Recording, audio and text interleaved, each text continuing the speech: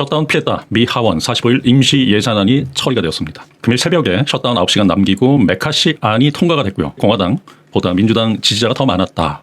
이 안은 하원에서 통과가 되고 상원의 의결을 거치면은 즉시 발효가 됩니다. 그렇기 때문에 45일간의 임시 예산안 처리가 될 것으로 예측되고요.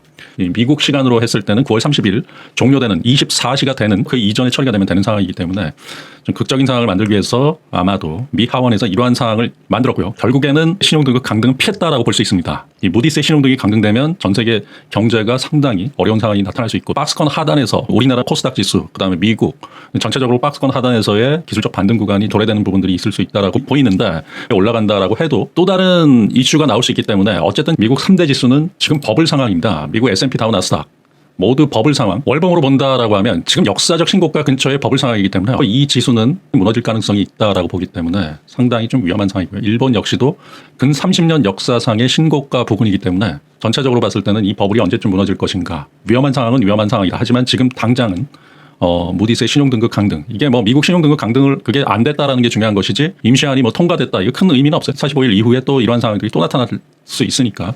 임시안은 통과했지만 셧다운은 막았고 무디스 신용등급 강등을 면했다라는 게 가장 중요한 의미지 정부가 문을 내리는 상황들을 막았다라는 게 큰 의미는 없다라고 봅니다. 무디스의 신용등급 강등이 됐다라고 하면 예측 불허의 상황이 될 수 있었기 때문에 그렇다라고 해도 올라가도 이 신고가를 뚫고 올라가긴 쉽지 않지 않나라는 말씀을 드리고요. 신고가 수준에서 박스권을 이룰 것으로 예측되고요. 그리고 국제 유가가 전일 95달러까지 갔다가 그게 다시 90달러 선으로 4달러 이상의 변동성이 추해된 국제 유가인데 국제 유가가 계속적으로 이렇게 올라간다라고 하면 물가 상승과 관련되는 부분도 있고요. 투자 은행들도 이 상품 시장의 국제 유가에 대한 금리 인상에 대한 투자들, 헤지 펀드들도 그런 투자가 이루어질 수밖에 없기 때문에 이 국제 유가가 차지하는 비중이 굉장히 중요합니다. 이것이 어느 정도 안정화가 되지 않는 이상은 시장 상황을 안정적으로 볼 수는 없다라고 보고요. 국제 유가, 물가 상승, 금리 인상이 어느 정도 완화되는 시기.